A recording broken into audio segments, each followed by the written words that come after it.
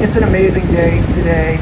I will say that in prepping for the argument, I talked to a lot of people out in Indian country who work with ICWA every day, and I was struck by two things, both of which have been touched on today.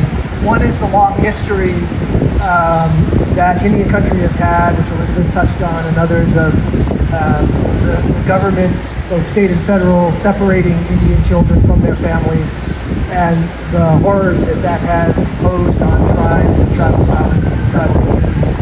And then the second, much more uplifting, was the difference that ICWA is making in the real world every day to advocates. And, I can tell you from the emails that I've gotten in the last 7 hours from people in the field saying they're already citing Justice Gorsuch's concurrence in court filings.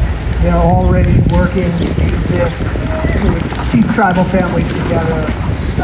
That this decision not only preserved what's working, but is actually helping to make things better on the ground. And I can just say I'm really proud and grateful to have had some small role in helping to make that happen.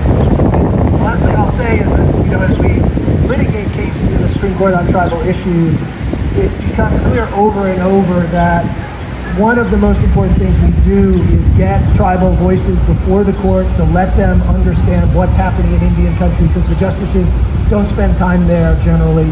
And having briefs and having voices and having op-eds and having tribal leaders and administration officials speaking to the issues matters a lot. It matters to the cases and it matters to the outcome. So thank you for all you're doing. Please continue to do it, and thank you for letting me play, as I say, a very small role in this.